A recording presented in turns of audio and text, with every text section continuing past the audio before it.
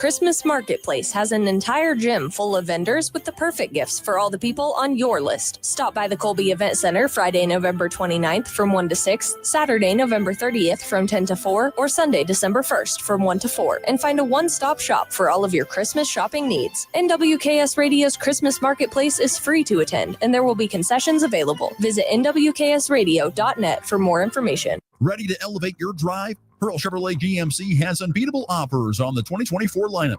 Right now, get 0% APR on the powerful GMC Sierra 1500 with a 5.3-liter engine, plus over $3,200 in trade assistance when you trade in an eligible vehicle.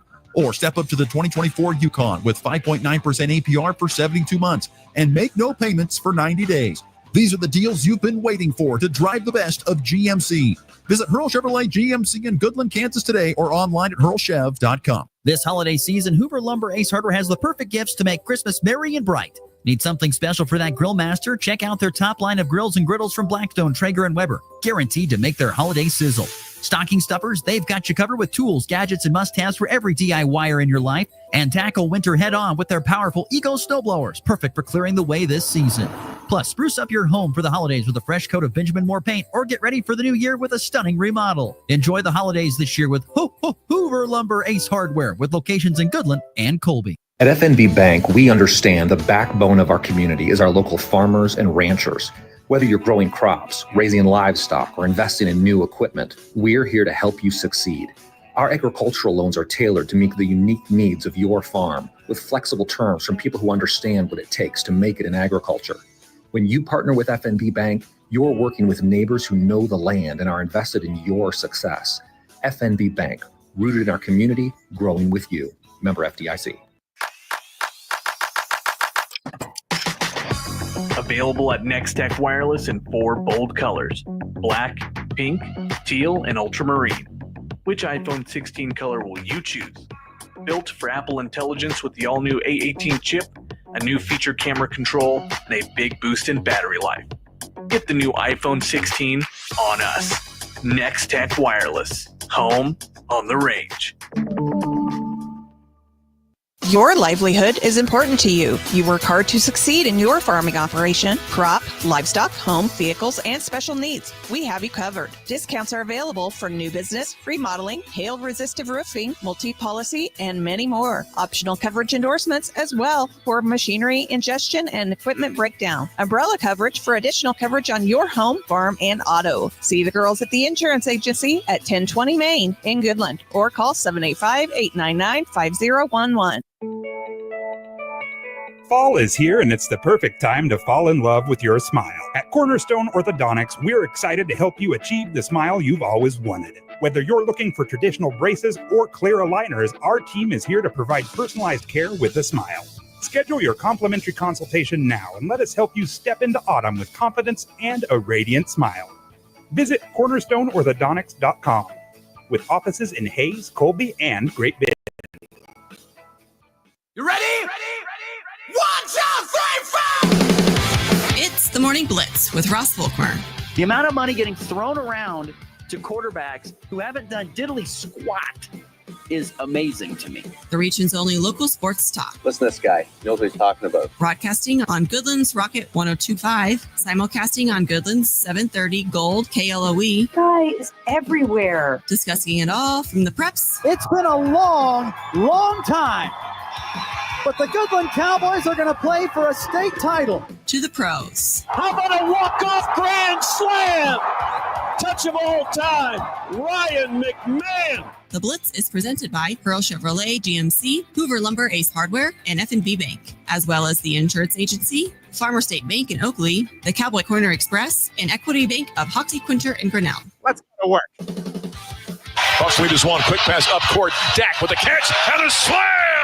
He outran everyone down court. Took the feed. Head fake. Defender went by. And Big BD with a two-handed play. Kansas State gets 80 points.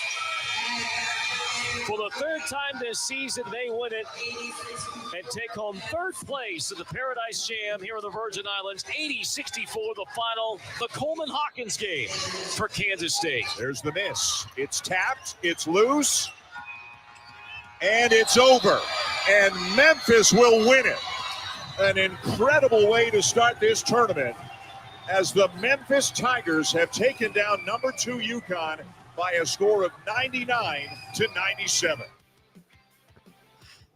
Happy Tuesday morning, everybody. We're back here on the Morning Blitz, broadcasting on Goodland's Rocket 102.5 and WKSradio.net, as well as the Rockingham app. It's no longer there. I forget about that. It is still kind of that deal, but nonetheless, we are glad you're with us here on the Morning Blitz, the Hurl Chevrolet GMC video stream. You can also catch us on there as well on YouTube, Facebook, and Twitter. So glad you could join us on what's going to be probably the nicest day of the week. Temperature is going to be in the mid-50s here on this Tuesday, and that means we'll see Max out on the golf course again, more than likely.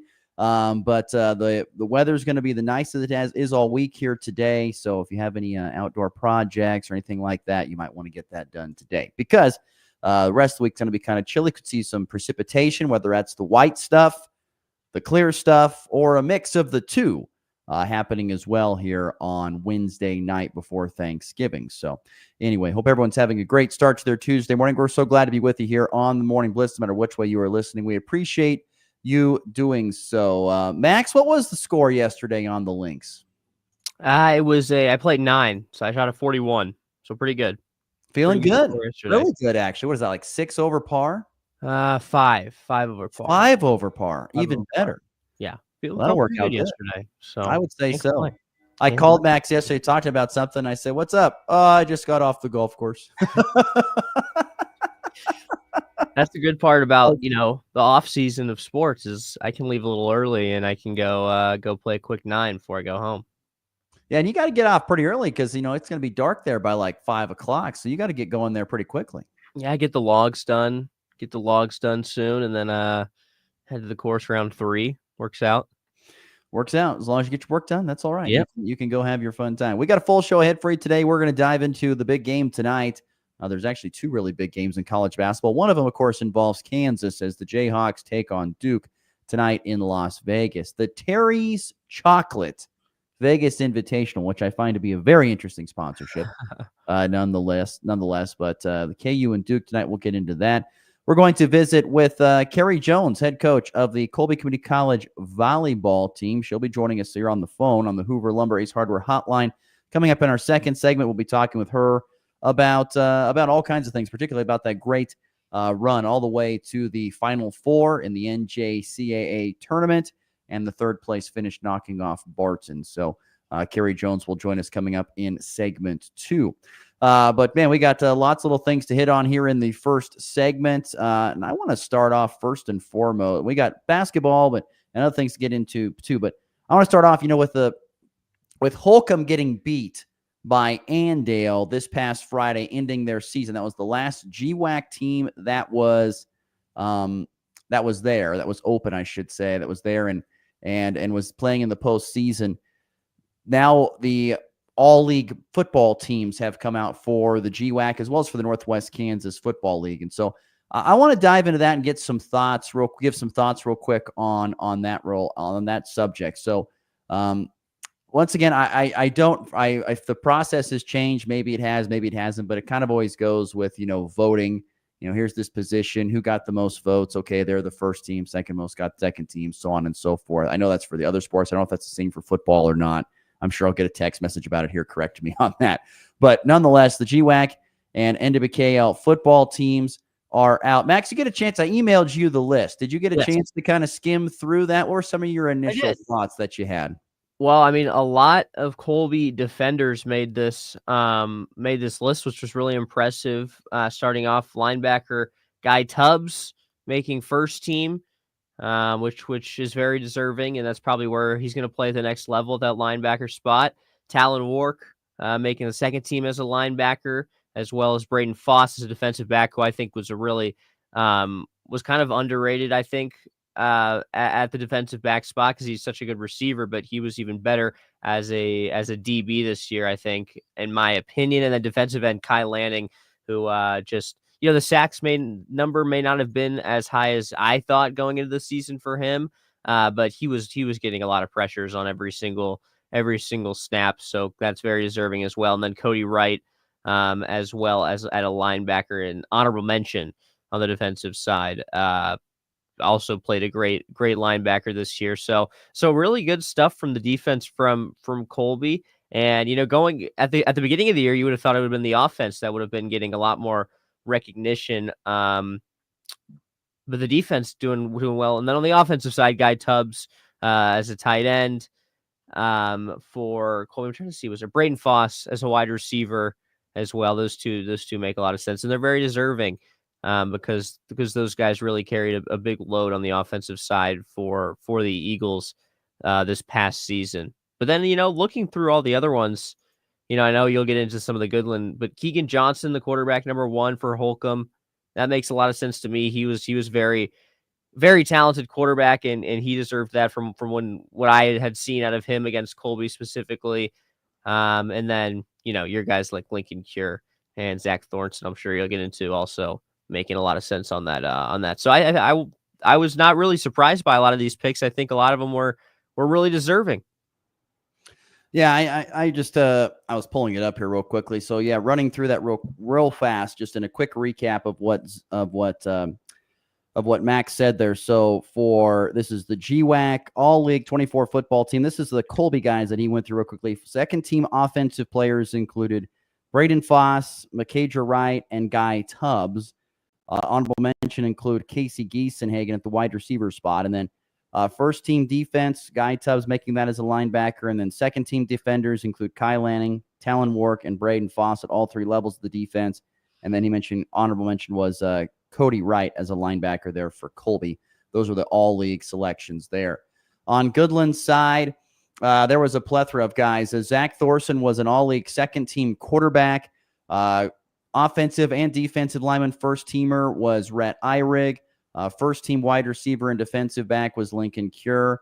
You had all-league honorable mention O-lineman in Blair Lennon. An honorable mention all-league defensive lineman in Logan France. Honorable mention offensive lineman Herman Herrera. Those guys were all seniors getting some honors. You had sophomore Jackson Miller getting honorable mention punter and second team wide receiver. Gavin Price got an all-league second team linebacker. Ethan Reddick got an all-league honorable mention linebacker as well. And Chayton Goodwin got an all-league first team running back and first team kick returner is what he got in the honors this year. And so that was good. It was good to see. From the Goodland perspective, it was good to see the amount of honorees that they got. Whether it was honorable mention or first teamer or in between, it was great to see that amount of honorees that came through. They had a good season. It certainly could have probably been a better season. I think even the players would have told you that too, but it was a good season. And I think guys kind of landed where they needed to be. I do know there is one thing that and I was pulling up some stats here real quickly as we move through this show, but I was pulling up some stats and taking a look at what the stats were for Keegan Johnson, the senior quarterback, as he threw 10 touchdowns to 8 picks this year on offense. And I was looking what he did running the football, and he had 7 touchdowns. So he had a total of 17 touchdowns and 8 interceptions. We're just going to throw it there as what Keegan Johnson had. I want to just say that Zach Thorson for Goodland had 29 touchdowns and 8 interceptions. Now, and so once again, I'm not saying that Keegan Johnson is not deserving of it. And my guess is that race had to be pretty tight on for first team quarterback, but Zach Thorson had a hell of a year. 29 touchdowns to 8 picks at the high school level is very impressive. Now, the only thing that would hold me back from saying that this was rigged, which is not the right word, but the only thing that would hold me back from saying it was rigged is that it's a system deal. It's a system deal. When you play in the system that Goodland plays in, where you're throwing the ball 40 to anywhere from 35 to 45 times a game, that is where you're going to get you have more opportunities to put up those big numbers. And I don't know if having a guy like Lincoln, and of course having a guy like Lincoln Cure is going to help those numbers. But at the same time, guys like Case and Cedarstrom, particularly Jackson Miller, those guys all had very, very good seasons. And so I think Zach Thorson deserves credit for that. Now, I'm glad he got second team. I'm super glad he did, because I think he deserved that second team honor. But I think he probably could. I think there was conversation for him to be the first team quarterback this year. He put up some really, really good numbers. Really good numbers this year, did Zach Thorson. I agree. I think you're making fair points. I think Lincoln Cure being his wide receiver probably had a bigger impact than you would think on that voting, because people are thinking that he's the reason for all those numbers, which maybe may not be. But yeah, I also think Corbin Johnson for Holcomb as the running back was incredible to watch this season. He was phenomenal. And then of course something we didn't mention yet, but Jackson Rumford has to be the first, or one of the first I've ever seen to make all first team kicker or second team kicker and first team tight end. That's just such a rare combination. He was first team punter, second team kicker. First team, I missed. First team punter, second team kicker, and then he was the kicker. first team tight end. Yeah, that's just an unbelievable combo. He's the best. He is the best athlete in Western Kansas. The kid can do it all, because not only this, he's a phenomenal golfer and a heck of a pole vaulter. He does a lot of stuff. I don't know if it's a pole vaulter, but he's really, really good in track too. So he's or it's the javelin. That's what it was, the javelin that he's very good in. But I don't know. Yeah, look, my guess is, and I got a text about this too, and so it almost fact checks me.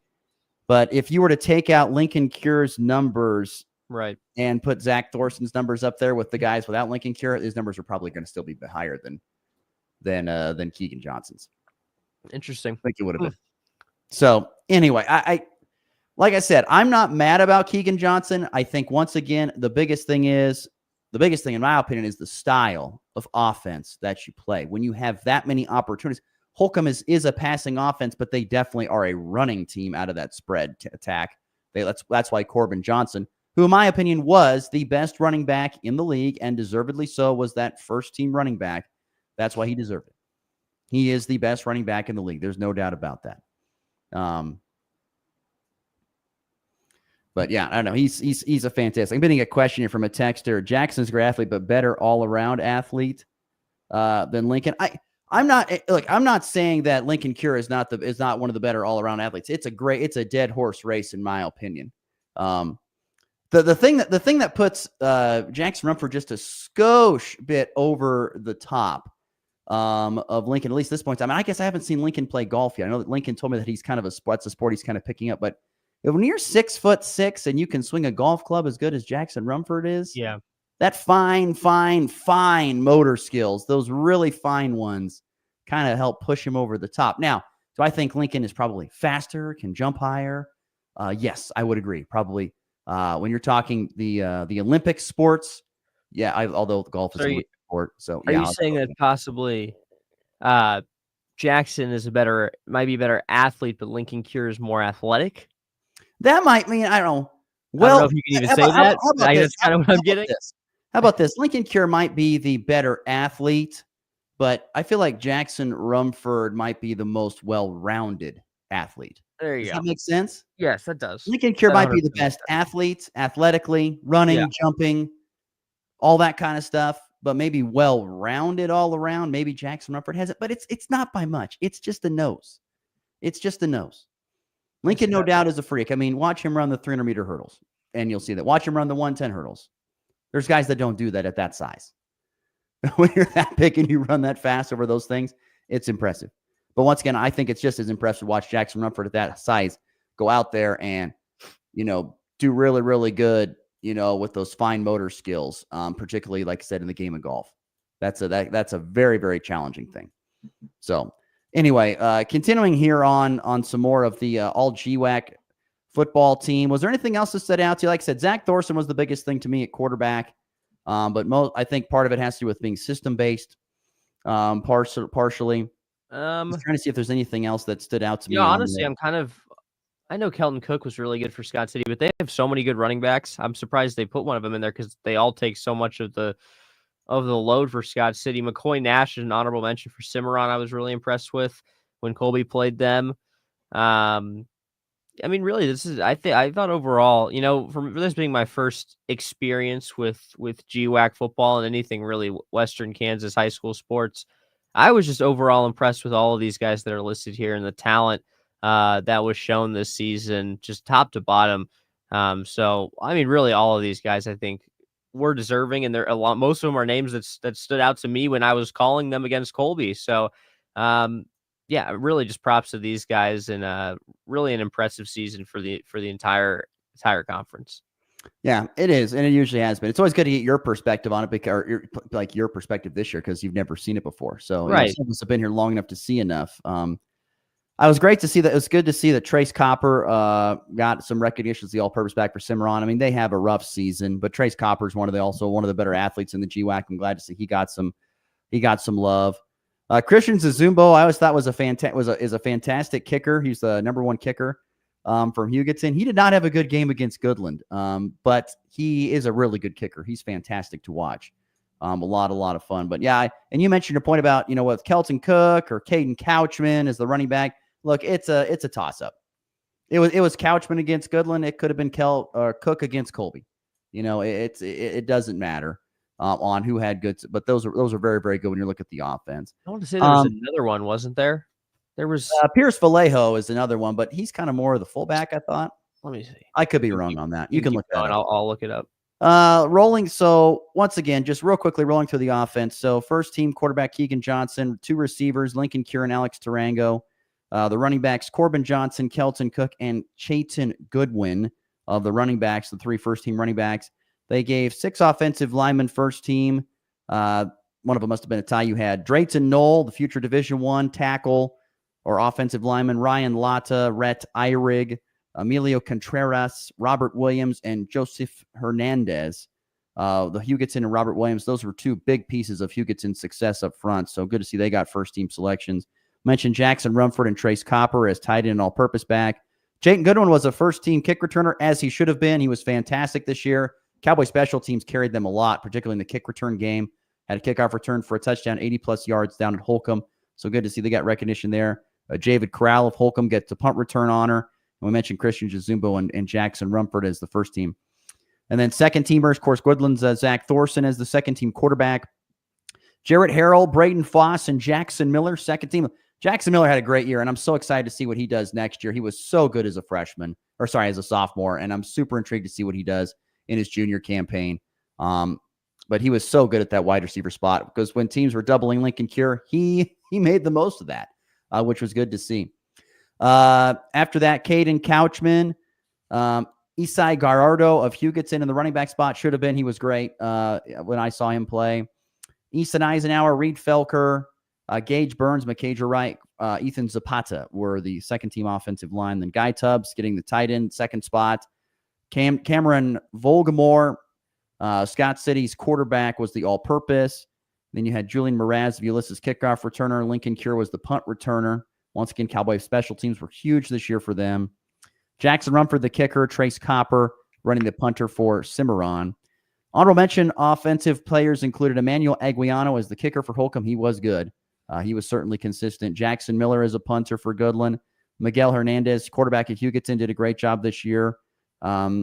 Casey, it'll only get better because he's a junior. Casey Giesenhagen of Colby, which that'd be quite a fall. I think Casey was a first-teamer last year as a wide receiver.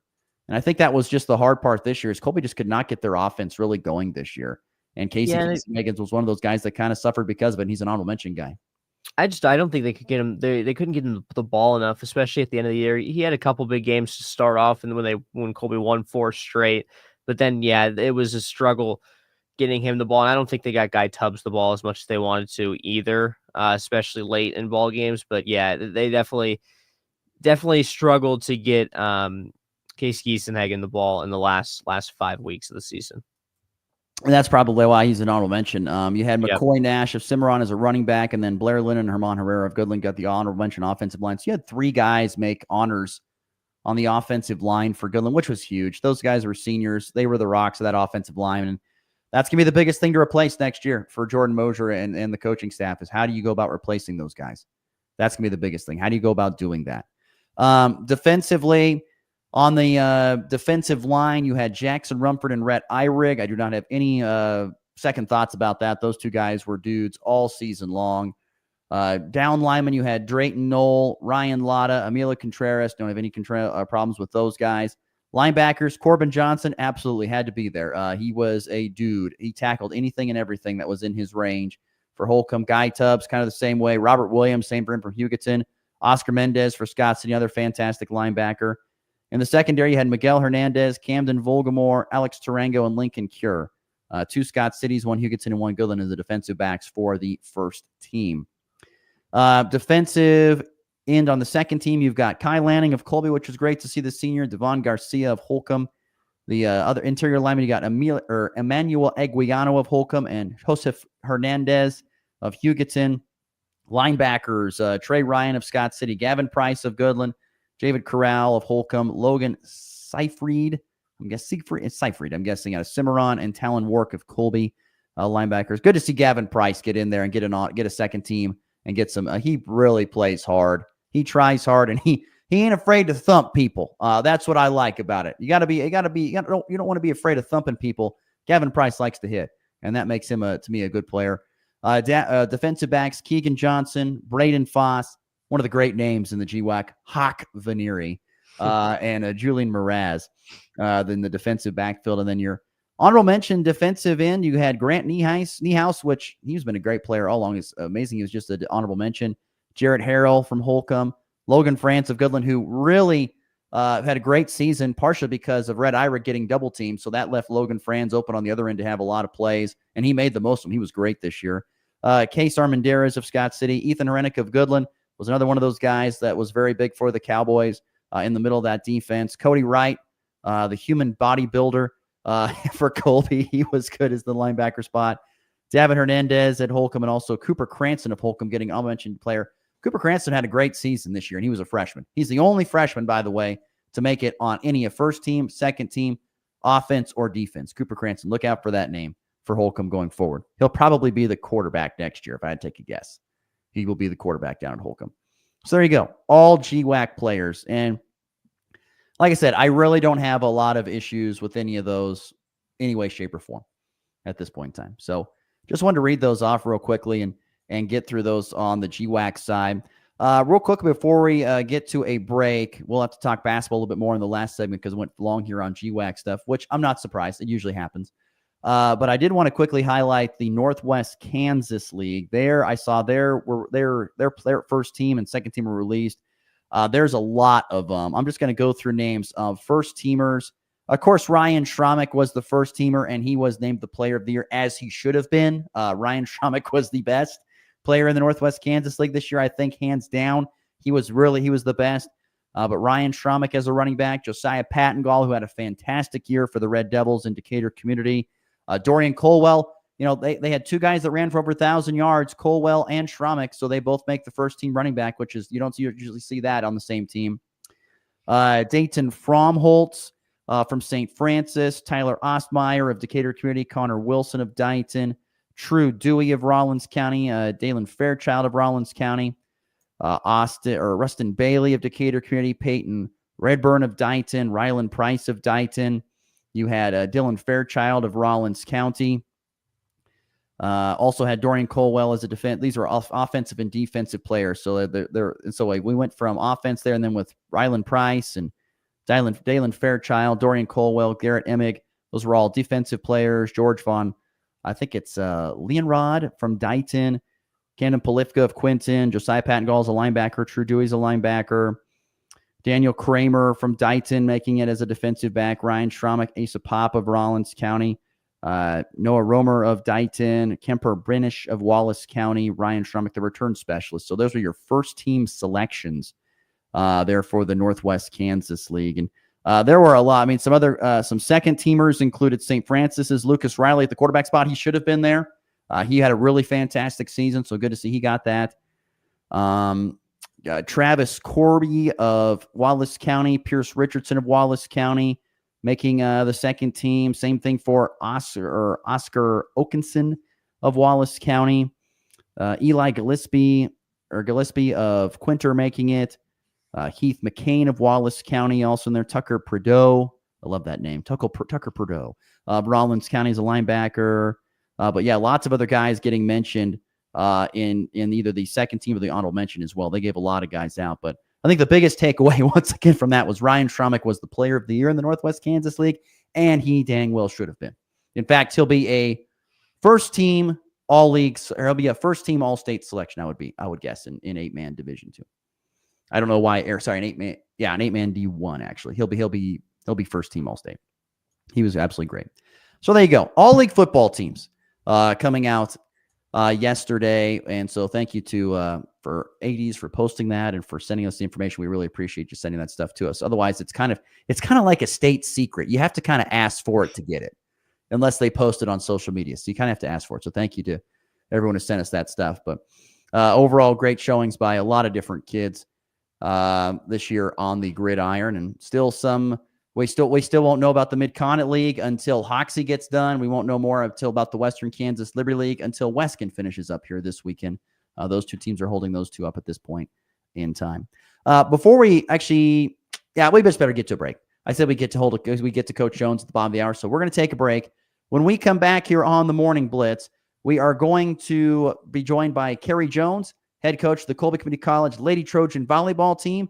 They had a phenomenal run all the way to the Final Four. They ended up finishing third at the NJCAA National Tournament. We will talk with her next, get her thoughts on this fantastic season that the Lady Trojans had, and then we'll get to some college basketball in our final segment of the show coming up a little bit later on. So stick around. Lots to get to here on a Tuesday morning edition of the Morning Blitz. Outdoor lighting brings safety and security to your home, farm, or business. Midwest Energy makes outdoor lighting easy with its leased lighting program. We offer a variety of lighting types and designs, including energy-saving LED lights. Turnkey outdoor light options are available starting at around $10 a month, with electricity included. Learn more about leased lighting by calling 1-800-222-3121. Midwest Energy, a customer-owned cooperative making energy work for you. It's time for a check of the markets with the Anderson Trade Group on the Kansas Farm and Ranch Radio Network.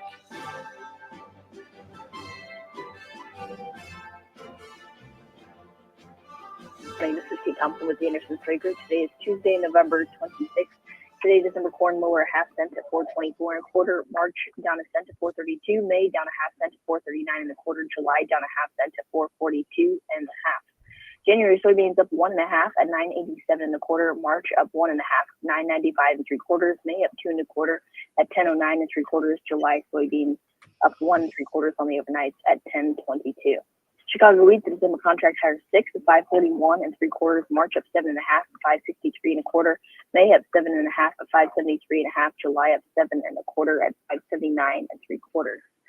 Kansas City wheat, the December contract higher 7 3/4 on the overnights at $5.54 1/4. March up 8 1/4 at $5.65 1/4. May up 8 at $5.71 1/4. July hard wheat up 7 3/4 on the overnights at $5.78 1/4. On the stock market this morning, the Dow down $166 at 44,660. The S&P up 12 at 6,019. The Nasdaq up 59 at 20,940. Gold higher $12 an ounce at 2,630. Crude oil up 60 cents a barrel at 69.54. If you have any questions about marketing grain or would like to talk about risk management options, give our Colorado office a call. John Hankey or John Stiles at 970-744-4484. Or in our Kansas City office, myself, Tom Pluto, Jared Law, or Tyler Ghosh at 913-748-3000. The Anderson Trade Group, proud market partners with Kansas Farm and Ranch Radio. Find out more at andersongrain.com. The risk of loss through trading futures and or options is substantial, and each investor and or trader must consider whether this is a suitable investment. Past performance, whether actual or indicated, is not indicative of future results. The Anderson Trade Group has no guarantee that the advice given will result in profitable trades. Not all seed companies focus on sorghum and forages, but Advanta Seeds does. We prioritize yields and quality because that's what creates value for your business. So if you're dealing with it in the field, we're in the fight with high growth for tough weeds like Texas panicum and foxtail, Afix for proven protection from sugarcane aphids, and BMR6 for increased digestibility and greater gains. Talk to your seed dealer about Advanta Seeds and our industry-leading sorghum and forage portfolio. We've been using Pivot Bio for 4 years. The first thing to drive us to Pivot Bio was the unique thought that there's something else out there outside of synthetic nitrogen that can replace it. And the data shows that we are able to replace that 40 pounds, sustain the same yield goals with 40 pounds less synthetic nitrogen. Anytime we can more efficiently use our nitrogen, that is more efficiently using our dollars. Visit TalkNitrogen.com for your free nitrogen efficiency review. That's TalkNitrogen.com. The Red Tag Sales Event is going on at Hurl Chevrolet GMC in Goodland, Kansas, and the savings are rolling in. Right now, drive home with 0% APR on select popular Chevy models, making it the perfect time to upgrade. Or take advantage of 1.9% APR.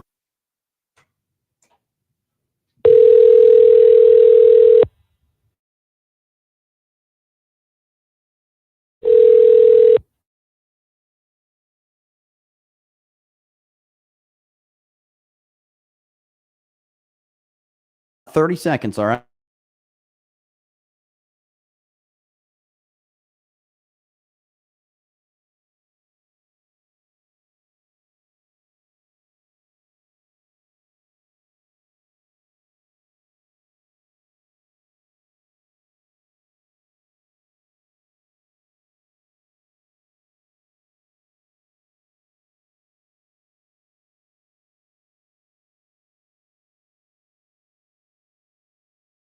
Understand the words that are coming out of my mouth? The Morning Blitz with Ross Volkmer.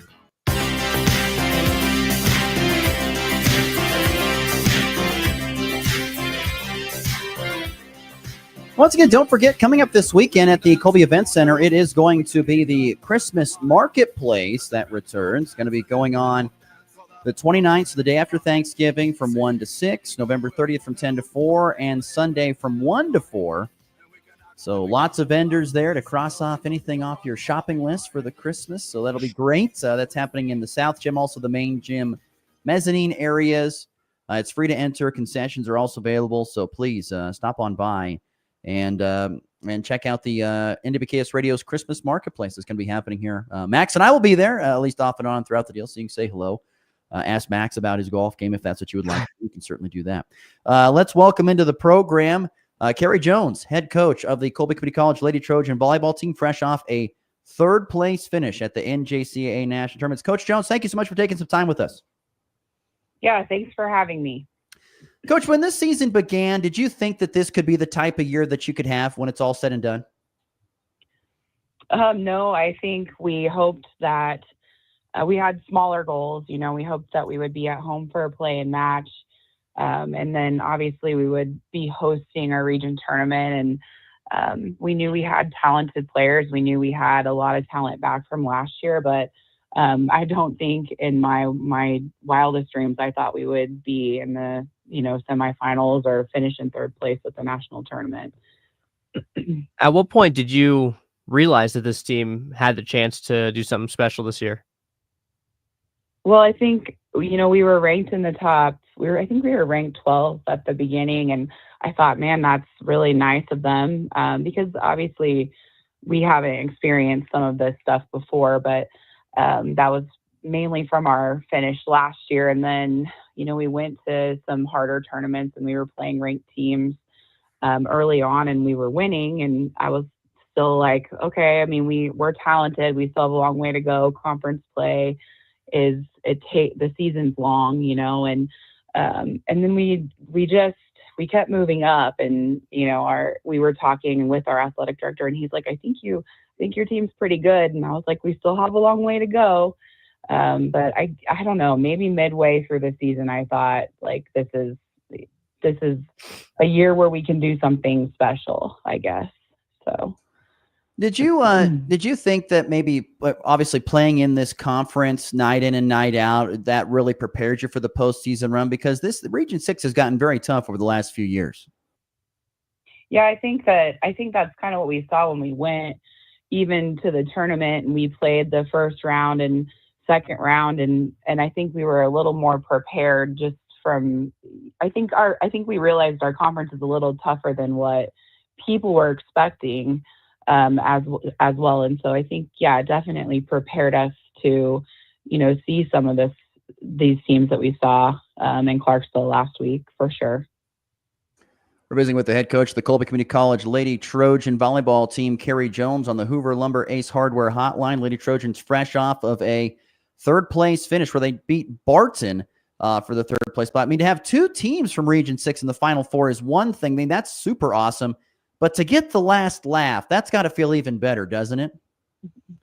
Yeah, I mean, it was I don't know. It was really a tough loss when we went there, and we lost in that championship of the region tournament, and not knowing if we were going to get that at-large bid. That was kind of a tough day for us. And so, obviously we would have liked to have been playing in the championship. Florida Southwestern's a fantastic team, but obviously won their third national title this weekend. But we were pretty excited to get a chance to play Barton kind of on a neutral playing field to kind of get, I guess, revenge in some ways. And yeah, it was pretty awesome. Coach, who were some players that maybe surprised you in their improvement throughout the season this year? I mean, our setter is, I think people don't necessarily, our outside hitters get a lot of credit. But our setter is so talented and her volleyball IQ is so high. And I think that she's just a pretty big difference maker for us. Our libero, Camilla, she also I came to Colby as a transfer, so had a lot of leadership already coming in, played for a good team before, and so I think that she doesn't necessarily get the credit she deserves. And our DS, also Bogey, she plays right back for us, served so well this weekend. So I think that those are probably three that don't get a ton of credit. Just because their stats aren't as flashy as others. So, once again, we're visiting with Carrie Jones on the Hoover Lumber Ace Hardware Hotline, head coach of the Colby Community College volleyball team, finishing their season now with a 29-5 record. I got one more about the schedule. How sweet was it to go to the national tournament? And like I said, we talked about Barton getting revenge for some earlier season losses, but also to take down Northeastern in 3 sets, because that was the first team that beat you guys this year. Yeah, that was good too. Our girls were really excited to play in JC again. That was, I think, weekend 2, that we saw them. So we've obviously changed quite a bit, and you're still really getting to know each other in week 2, even though we've been together for maybe a month, but you're still trying to figure things out at that point. And so this team didn't shy away from the hard things. And the first game, I think we've had Blinn, we'd never seen them or anything. We didn't know anything really about them, but, having NJC, having Florida Southwestern, who we lost to in the first round at nationals last year.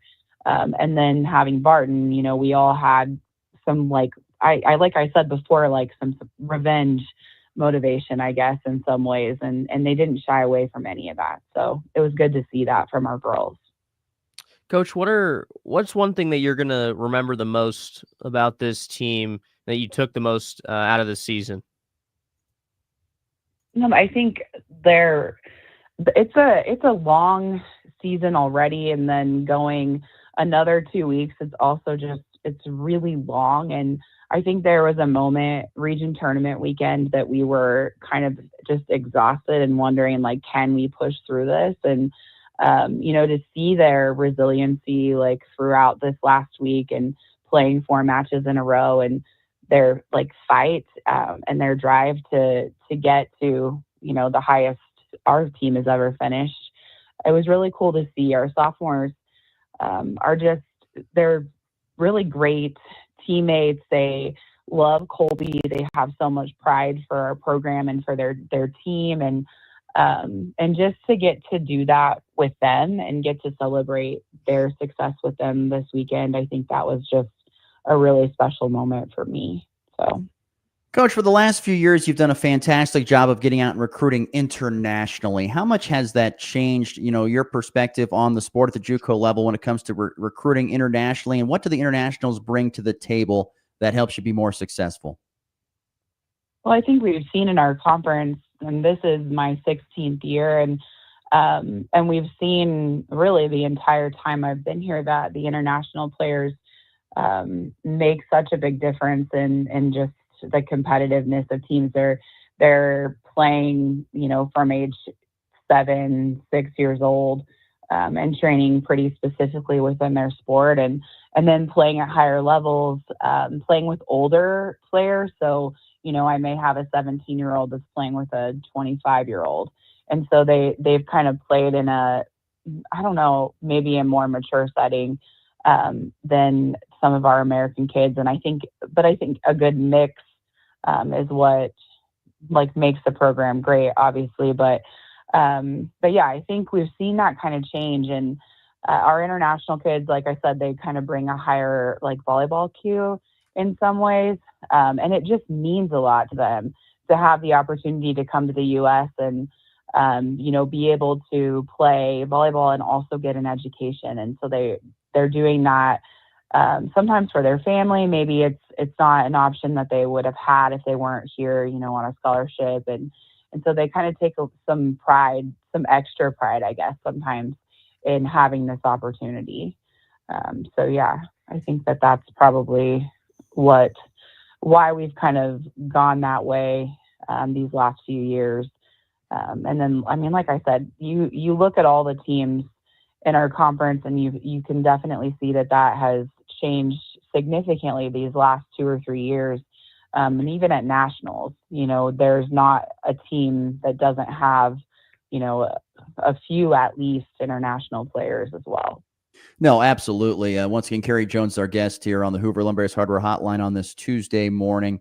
I got one more question for you about the roster. When the season comes to an end, it's time to always look ahead to what is next. You're always recruiting in this business. You had a great sophomore class that helped lead this. You have a good mix of freshmen that played a lot this year. So with what you lose and what you bring back, how do you feel about the next year already, just a few weeks after finishing up the season? Yeah, I was joking yesterday that we have this week off for Thanksgiving, but there's no breaks for recruiting. You're just immediately back in it. And so we're excited about our sophomore class next year, obviously, and the girls that are coming back. But I mean, this is obviously just going to help recruiting. And so, I'm back at it on phone calls, doing all the things that we need to do so we can rebuild. And then our sophomores too that are graduating in May, we're working on their recruiting as well. So I don't know, it's a constant battle, I guess. It's one of my favorite parts about my job. And so just back at it, making phone calls, trying to find the right kids. And luckily we've had a great season to share with people, and try to get better players here. So. I got one more on recruiting. What is kind of your pitch when you're pitching Colby to come play there? What is kind of your pitch? Now, of course, you can add, we were a national semifinalist, so, we can throw that in there. But what's kind of the typical pitch from Coach Jones to get a young lady to, in most cases, in a good instance of your team, travel across the pond internationally to come play for you in Colby in Western Kansas? Well, the good thing is, most of our girls have somebody from their agency or from their country that, has been here that they're also able to communicate with. But I think something that we really talk quite a bit about is the family atmosphere of our program. I think the relationship part of my job is really important, and my staff and I look to build, solid relationships with our kids where they can, ask us for help if they need it. But I think maybe most importantly is the community of Colby. And they come here and everyone kind of takes them under their wings, and they get some extra special care that they don't get when they transfer to their four-year schools. And I think that it's something that makes Colby really unique. Granted, I don't have a lot of experience being other places. I think that our girls are always really happy to be here, and then they're really, really sad to leave. And that's the place and the people in the place. And so we try to sell that. And I think that we all know, or at least I know, that our facilities are fantastic, and our administration has done and our community has done such a great job of, getting us everything that we need so that our girls can compete in a space that's just, I don't know, it's amazing. And being at the community building for so long and then being in the event center, that obviously makes me appreciate it a little bit more. But facilities are a big part of that. So yeah, I would say those would be the things that I would talk the most about when talking to a recruit. So yeah. Once again, that is Kerry Jones, head coach of the Colby Community College volleyball team. Coach Jones, thank you so much for taking some time with us. Once again, congratulations to you and your team on a fantastic season.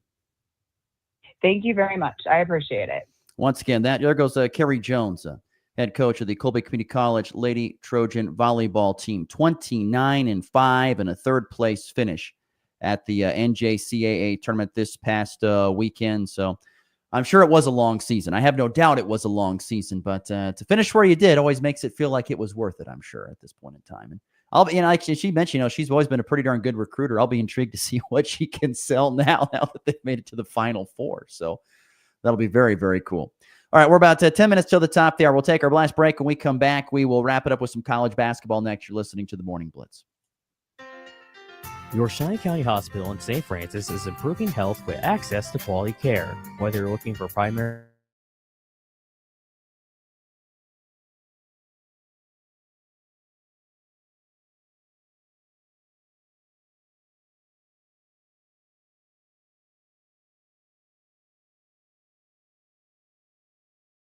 located on 210 West Street in St. Francis. This holiday season, Hoover Lumber Ace Hardware has the perfect gifts to make Christmas merry and bright. Need something special for that grill master? Check out their top line of grills and griddles from Blackstone, Traeger, and Weber. Guaranteed to make their holiday sizzle. Stocking stuffers, they've got you covered with tools, gadgets, and must-haves for every DIYer in your life. And tackle winter head-on with their powerful Eco snowblowers, perfect for clearing the way this season. Plus, spruce up your home for the holidays with a fresh coat of Benjamin Moore paint, or get ready for the new year with a stunning remodel. Enjoy the holidays this year with Hoover Lumber Ace Hardware, with locations in Goodland and Colby. So right now may be the perfect time for you to rethink how you pay for health care. And here's why. This time of year is decision time for a lot of people, but it's also when you can join MediShare and save even more than usual. For many families, joining MediShare means saving about $500 a month, which is a game changer for a lot of people, obviously. But what's more, MediShare members like it a lot. Their satisfaction rate is 98%. Imagine that. And MediShare is a proven thing, too, for over 30 years. It's a Christian community of hundreds of thousands of people now. And here's the thing. If you join before November 30th and you mention the promo code SHARE, they'll waive your application fee. So you save even more right off the bat. I'll give you the number here in a second, but just call and you'll get a price within 2 minutes. And again, the deadline is November 30th. So call now and you'll save even more. Here's the number: 866-89-BIBLE. That's 866-89-BIBLE. 866-89-BIBLE. The Farmers State Bank of Oakley has been financing agriculture since the day we opened our doors. Hello, this is Corbin, and we are proud to be your locally owned partner in ag. We invite you to come and visit with us when you need to purchase new or used farm equipment, or need any type of agriculture or business loan. We have the knowledge, experience, and financial resources to keep you growing. The Farmers State Bank of Oakley, a tradition of community and agriculture for over 115 years. Member FDIC. From the latest scores to the hottest takes, 60% of the time, it works every time. we're bringing the game to you. You're tuned in to the Morning Blitz with Ross Volkmer.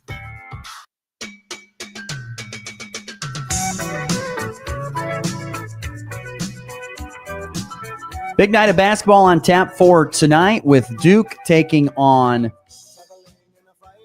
KU in Vegas at the Terry's Chocolate. I don't know, Vegas Inventory. I don't quite get that sponsorship. Have you ever heard of Terry's Chocolate before? I'd never heard of Terry's Chocolate.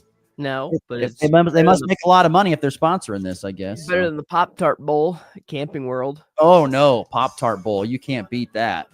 Especially when they put the mascot in the toaster and he pops out and you can eat it. It don't get much better than that. Sign me up for the Pop-Tart Bowl any day. Any day. Sign me up for the Pop-Tart Bowl, buddy. Before we move where KU and Nebraska are headed. Oh, my gosh. Can you imagine? That would be great. Nebraska and KU in the Pop-Tart Bowl.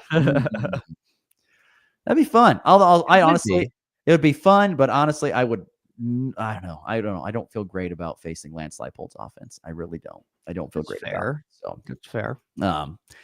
I would like to win a bowl game for the first time. And I don't know. I was trying to think the last time Nebraska won a bowl game. I have to go back and look. It's been so long. My memory doesn't remind me. I'll have to look that up when the last time I actually won a bowl game. Because last time they played in a bowl game, they lost it. So I have to go actually back and look and see the last time they won a bowl game. KU won theirs last year against UNLV. That was actually a pretty fun game. I'm a married man with 3 kids. Nebraska hasn't won a bowl game since before that all happened. So it's been a while, let me tell you. So before my days? What, before you were born, you mean? When was the last time they won? Oh, no, you were born. You were born. When was the last time they won? When's the last time that you won? I don't know. Nebraska. A bowl game? Let's see Yeah. here. Let's look it up. Husker Bowl game history. I have to look this up. This is fun. This is live radio. This is how it's all made. Let's see here. Cornhusker Bowl games. Good old Wikipedia. Roll down Nebraska's here. played 13 bowl games. Oh, he played 2015. 2015. Okay. December 16th, 2015. Nebraska beat UCLA 37-29 at Levi Stadium in the Foster Farms Bowl. All right, so I was 11.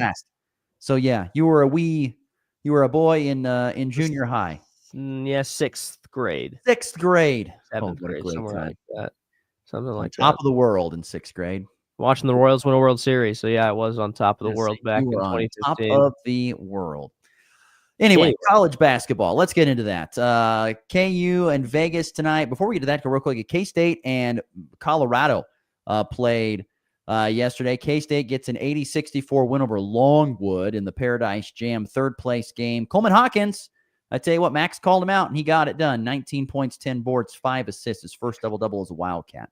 Yeah, I think that's more of the box score, at least, you were expecting to see from K-State going into this season. Coleman Hawkins leading the way, and then you get some more production from the role players. They were shooting the ball better from the looks of it. So, yeah, I think that was definitely a needed bounce-back game against an opponent they should have blown out, and they did.